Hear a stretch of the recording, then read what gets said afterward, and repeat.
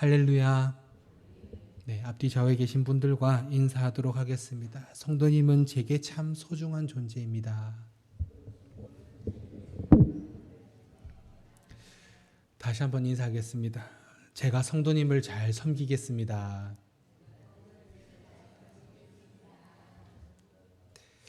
네, 요즘 사회적으로 대두되고 있는 문제들 가운데 한 가지는 바로 갑질이라는 이슈입니다.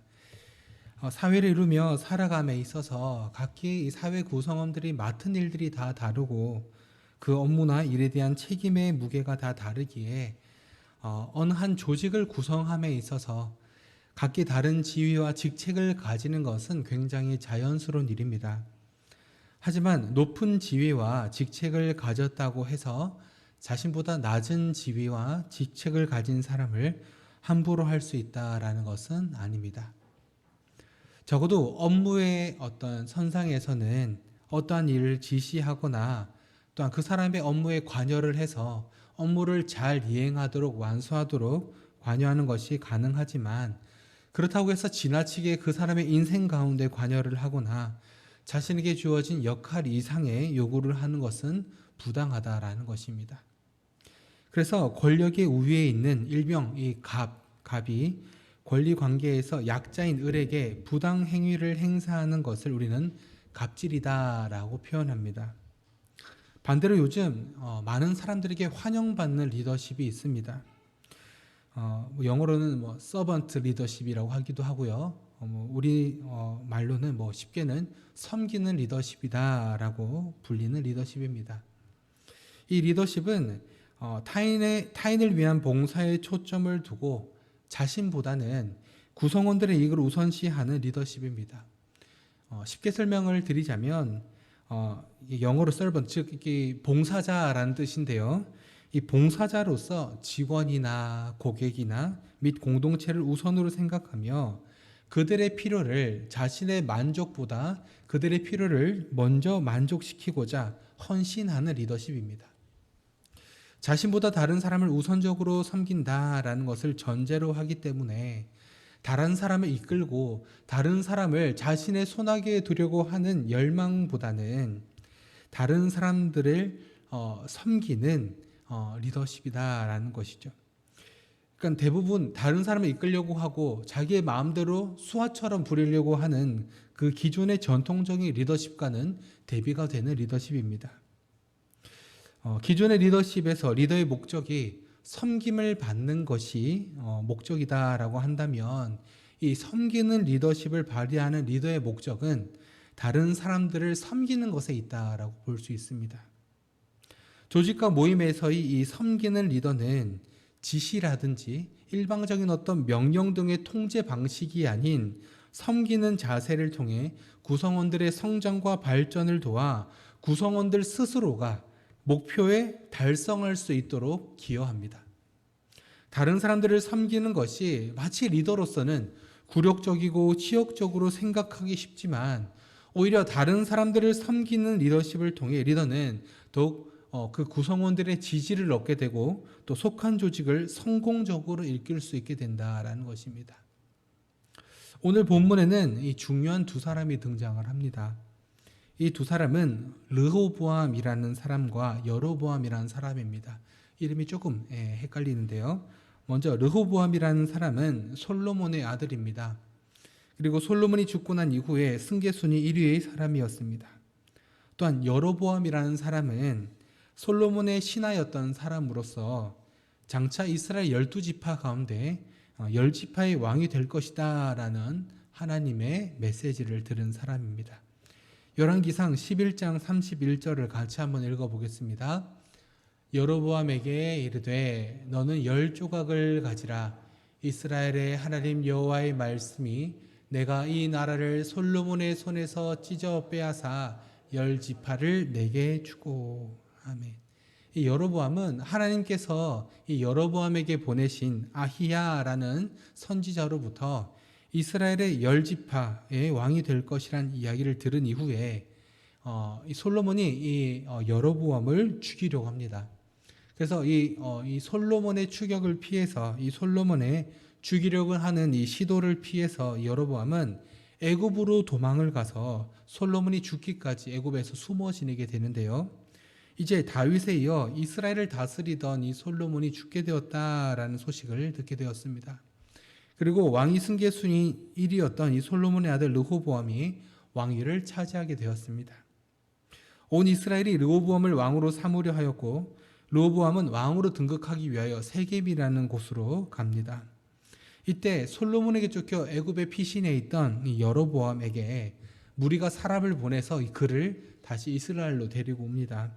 그리고 다시 돌아온 여로보암과 이스라엘에 온 회중은 새로 왕위에 앉은 르호보암을 찾아가서 솔로몬이 자신들에게 지웠던 이 무거운 멍에를 가볍게 해달라라고 요청을 합니다. 열왕기상 12장 4절입니다. 왕의 아버지가 우리의 멍에를 무겁게 하였으나 왕은 이제 왕의 아버지가 우리에게 시킨 고역과 매운 무거운 멍에를 가볍게 하소서. 그리하시면 우리가 왕을 섬기겠나이다 라고 말합니다. 사실 이스라엘 백성들이 새로이 왕위에 오르니 르호보암에게 자신들에게 지워져 있는 이 노역과 멍에를 가볍게 해달라라고 하는 이 요구에는 이유가 존재하고 있었습니다. 솔로몬이 여호와의 성전과 이 솔로몬의 이 자신의 왕궁을 짓는 일에 백성들을 동원했는데요. 여호와의 성전을 지었던 기간이 7년, 그리고 솔로몬의 성전, 이 솔로몬의 이 왕궁을 짓는 기간이 13년, 이 도합 20년 동안을 이 건축에 이스라엘 백성들이 이 노역을 감당해야 했던 것이죠. 백성들은 이미 너무나도 많은 시간과 많은 헌신을 했던 상황입니다. 그 외에도 솔로몬은 이 백성들로 하여금 온 나라를 12구역으로 나누어서 그 구역들마다 1년에 한 달씩 왕과 왕실을 위한 양식을 공급하도록 하므로 백성들은 정말 눈코 뜰 새 없이 이 왕궁에 필요한 음식을 조달하느라 또한 이 노역을 감당하느라 이 지워진 멍에를 감당하기가 힘든 상황이 되었다라는 것입니다. 열왕기상 4장 7절입니다. 솔로몬이 또 이스라엘에 12지방 관장을 두매 그 사람들이 왕과 왕실을 위하여 양식을 공급하되 각기 1년에 한 달씩 양식을 공급하였으니, 오늘 함께 다루지는 않겠지만 이 왕실에 들어가는 왕궁에 들어가는 음식이 어마어마했습니다. 그러니 이스라엘 백성들은 그 솔로몬과 그 왕국을 위한 음식을 조달하느라 또한 20년 동안의 이 노역을 통해 건축을 하느라 너무나도 지쳐 있었던 것입니다. 그래서 솔로몬이 죽고 난 이후에 르호보암이 왕위에 오르게 되자 이 르호보암을 찾아와서 이제는 솔로몬이 자신들에게 지웠던 그 멍에를 가볍게 해달라라고 요청했던 것입니다. 르호보암은 백성들이란 요청에 바로 답을 해주지 않습니다. 그리고 3일 이후에 다시 오면 답을 주겠노라라고 말하고 백성들을 돌려보내는데요. 백성들의 요청에 어떻게 답을 해야 할지 고민하던 르호보암은 그의 아버지인 솔로몬을 섬겼던 그의 측근에 그 솔로몬의 측근들이었던 이 노인들을 불러서 그들과 의논합니다. 그러자 이 노인들은 르호보암에게 백성을 섬기는 자가 되어 백성을 섬기고 또한 좋은 말로 대답하여 이야기하면 백성들이 영원히 르호보암의 종이 될 것이다 라고 조언을 합니다. 오늘 본문 7절입니다. 대답하여 이르되 왕이 만일 오늘 이 백성을 섬기는 자가 되어 그들을 섬기고 좋은 말로 대답하여 이르시면 그들이 영원히 왕의 종이 되리이다 하나 라고 말합니다. 그런데 노인들의 말을 들은 이 조언을 들은 르호보암은 이 노인들의 말을 그대로 전달하지 않습니다. 그리고 이번에는 자신과 함께 자라난 어린 사람들과 같은 문제로 다시 한번 논의를 합니다. 그러자 르호보암과 함께 자라난 소년들은 이 노인들이 내어놓았던 이 결론과는 전혀 다른 결론을 내어놓는데요. 본문 10절과 11절을 같이 한번 읽어보겠습니다. 시작.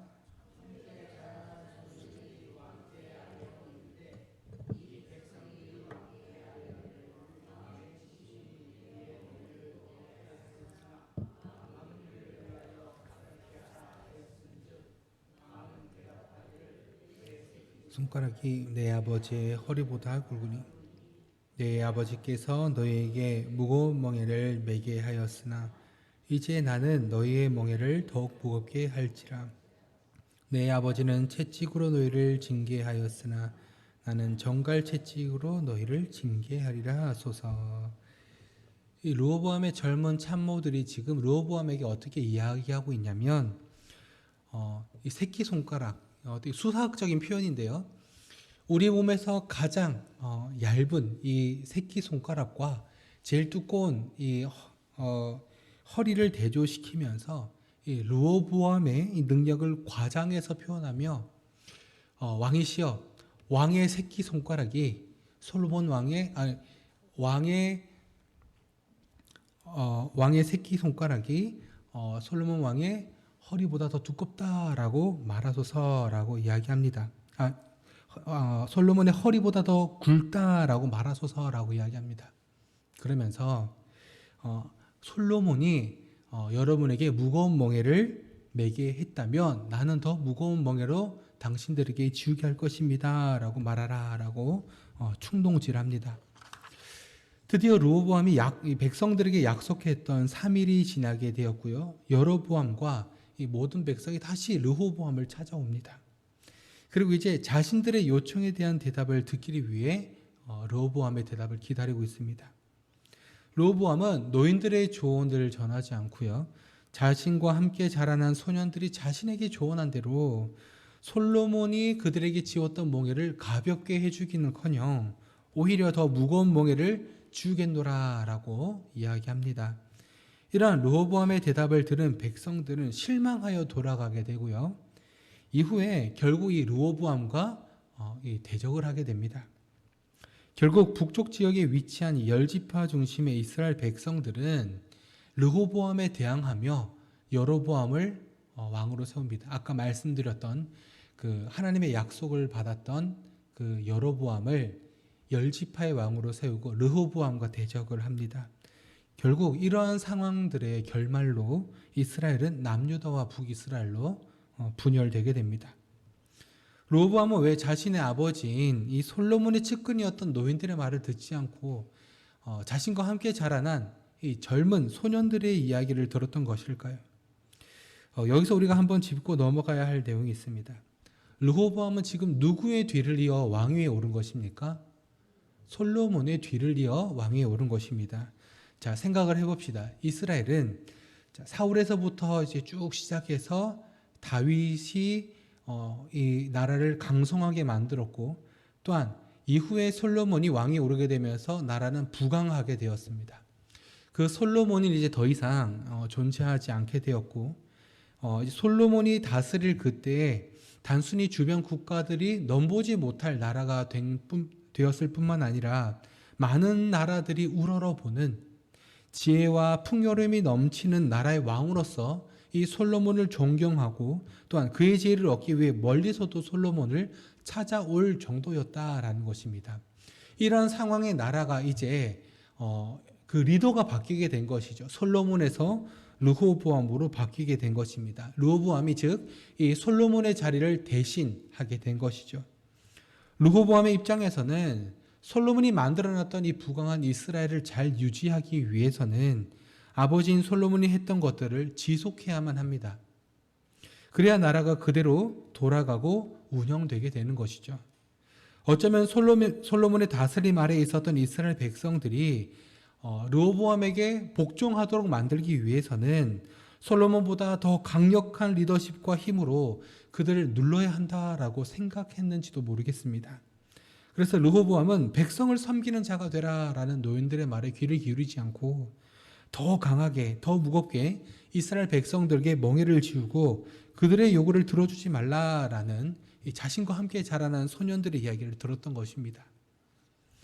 그런데 르호보암이 간과한 두 가지 사실이 있었습니다. 첫 번째로는 이미 이스라엘 백성들은 한계에 도달했다라는 것입니다. 이스라엘 백성들은 르호보암을 무시해서라든지 아니면 자신들이 이 멍에를 감당할 만한데 이 멍에를 더 가볍게 해서 더 수월하게 일을 하기 위해서 르호보암을 찾아간 것이 아닙니다. 이스라엘 백성들이 이미 지칠 대로 지쳐 있었고 주어진 멍에를 감당하기 힘든 한계에 도달해 있었습니다. 르호보암은 이스라엘 백성들이 이 백성들의 이러한 상황에 대해서 전혀 알지 못했고 결국 이스라엘 백성들의 요구를 들어주지 않았던 것입니다. 두 번째로 이스라엘 왕은 백성들을 지배하는 자리가 아니다라는 것입니다. 이스라엘에는 사람이 왕이라는 타이틀을 가지고 있긴 하지만 이스라엘의 실질적인 왕은 하나님이십니다. 이스라엘이 다른 주변 국가들과의 다른 점이 있다면 이스라엘은 왕이 나라를 다스리고 지키는 것이 아니다라는 것입니다. 이스라엘은 철저하게 하나님의 보호하심 아래에서 하나님의 뜻대로 운영되고 통치되어야 합니다. 그래서 진정한 의미에서의 이스라엘 왕은 백성을 지배하거나 자신을 위해 백성들을 희생시키는 것이 아니라 하나님의 백성인 이스라엘 백성들을 잘 섬기며 그들을 하나님의 뜻대로 하나님께서 원하신 바대로 잘 인도하는 것이 이스라엘 왕에게 주어진 본분이었다라는 것입니다. 그런데 르호보암은 이러한 것을 잘 알지 못했습니다.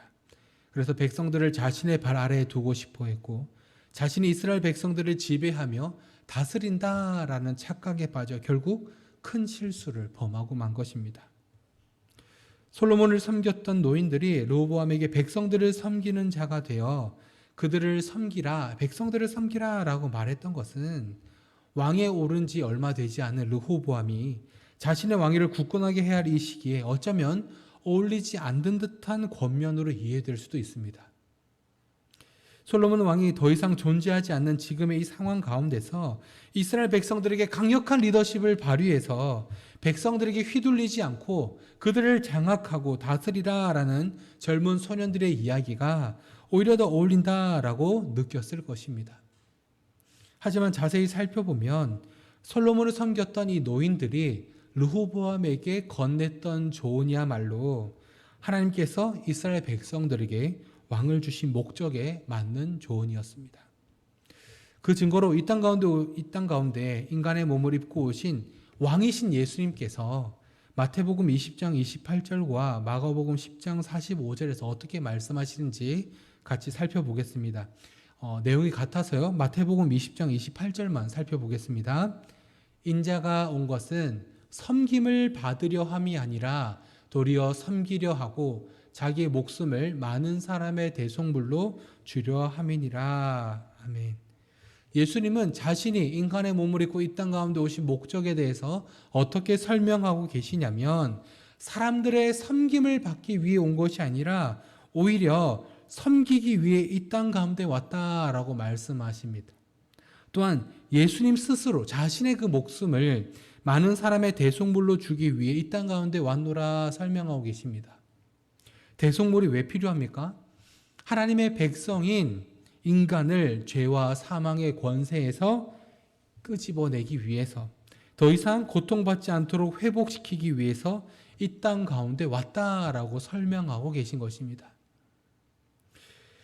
요즘 한국교회 문제들 가운데 하나는 젊은 세대가 갈수록 줄어들고 있고 교회 안에서 섬김을 받기를 원하는 사람들은 많은데 정작 다른 사람을 섬기며 교회를 섬기는 사람들의 수가 갈수록 줄어들고 있다라는 것입니다. 제가 아는 어떤 교회의 청년부 목사님께 그 교회의 청년부 임원 한 명이 어느 날 면담을 신청합니다. 그리고 이제 신방을 가서 무슨 일이냐 이렇게 물어보았더니 다짜고짜 이 목사님께 교회를 옮기겠다라고 이야기를 하는 것이죠. 아니 신앙생활 잘하고 있는데 청년부 임원도 잘 감당하고 있는데 왜 교회를 옮기려고 그래? 라고 물어보았더니 이렇게 이야기를 합니다. 자신이 청년부 임원인데 자신이 회장인데 다들 자신을 인정해 주지 않는다라는 것입니다. 자신을 섬겨주지 않는다라는 것입니다. 그래서 다른 교회 청년부로 갈 겁니다 라고 이야기를 했다라고 합니다. 자, 여러분, 청년부 임원의 하는 일이 무엇입니까? 청년부 구성원들의 존경을 받고 그들의 섬김을 받는 일입니까? 아니면 그들을 섬기는 일입니까? 청년부 임원은 청년부를 섬기라고 만들어 놓은 자리입니다. 청년부들을 섬기고 그들이 더 잘 예배를 잘 드릴 수 있도록 예배를 통해 하나님의 은혜를 잘 경험할 수 있도록 돕고 섬기는 역할로서 그 임원을 만들어 놓은 것이죠. 그런데 이 청년은 지금 무엇을 기대하고 있냐면 마치 사회에서처럼 자신이 회장이라는 타이틀을 가지고 높은 지위를 가졌으니 청년들이 자신에게 굽신거려야 된다라는 겁니다. 자신을 섬겨야 하고 자신을 우러러 봐야 하고 자신을 존경해야 하는데 그러질 않으니 재미가 없으니 괴로움기겠다라고 말하고 있는 것이죠. 마치 이 세상에서 승진을 하듯이 더 높은 곳으로 올라가서 더 많은 사람들이 자신을 섬기고 자신을 대우해 주시지 교회에서도 임원인 자신을 그렇게 대우해 주기를 바라고 기대하고 있었다라는 것이죠. 오늘 본문을 보면 찬란했던 솔로몬의 시대는 이제 지고 새롭게 르호보암이 왕위에 올라 새로운 시대를 시작한 이때에 르호보암은 자신이 왜 왕으로 세워졌는지 또한 이스라엘 왕으로서 자신이 왜 이 자리에 있게 되었는지를 알지 못한 채 자신의 입지와 권력을 위해 애쓰는 모습만이 가득합니다. 왕인 르호보암은 자신의 왕위를 굳건히 하기 위해 백성들을 위로하고 또 그들의 어려움을 없애주기보다는 오히려 더욱더 그들을 압제하겠노라, 그들을 겁박하며 그들을 어렵게 만들겠노라 이야기하고 있습니다. 하나님께서 사랑하시는 삼륜교회 성도님들, 우리의 모습은 어떻습니까? 누군가를 섬기기보다는 누군가의 섬김을 받기만을 기다리며 교회에 나오고 있지는 않습니까? 다른 성도들이 나를 대우해 주지 않는다고, 나를 섬겨주지 않는다고, 나를 인정해 주지 않는다고 생각해서 마음 한구석에 불편한 마음을 가지고 교회에 나오고 있지는 않습니까? 부디 바라기는 누가 먼저라고 할 것도 없이 서로 먼저 섬기는 우리 삼륜교회가 될 수 있기를 소망합니다. 누군가가 해야 할 일이라면 누군가가 하겠지라고 남겨두는 것이 아니라 다른 사람이 할 때까지 기다리거나 미루지 않고 내가 먼저 나서서 섬길 수 있는 우리 교회가 될 수 있기를 소망합니다. 교회를 일컬어 운명 공동체다라고 말하기도 합니다. 왜냐하면 우리가 살아가는 이 세상의 많은 모임들은 자신의 목적이 완성되면 자신의 추구하는 바를 달성하면 기꺼이 흩어지기 때문에 영원하지가 못하기 때문입니다. 하지만 교회는 우리의 뜻이 아닌 하나님께서 우리를 하나로 만들어주신 공동체이기 때문에 우리가 마음대로 이 공동체를 나눌 수 없으며 또한 영원한 생명을 함께 나누며 살아가는 공동체이기 때문에 운명 공동체다라고 이야기합니다. 하나님 나라의 원리는 이 세상의 원리와는 전혀 다릅니다. 이 세상에서는 어떻습니까? 높은 지위를 가지고 다른 사람들보다 더 높은 자리에 앉게 되면 다른 사람들을 마음껏 부리며 내가 원하는 대로 갑질을 하며 그 사람에게 나의 영향력을 마음껏 끼치며 내가 바라는 대로 내가 원하는 대로 살아가는 것이 당연하게 느껴집니다. 하지만 하나님 나라의 백성들은 하나님 안에서 서로를 섬기며 살아가는 것이 바로 하나님의 뜻대로 살아가는 것임을 기억하시기 바랍니다. 부디 바라기는 우리 모두가 서로의 섬기는 자가 되어 내 유익과 내 만족을 위해 살기보다는 다른 사람의, 다른 성도의 유익과 행복을 위해 기꺼이 섬김으로 예수 그리스도의 몸된 교회를 이루어 나가는 우리 모두의 삶이 될 수 있기를 주님의 이름으로 간절히 축원합니다.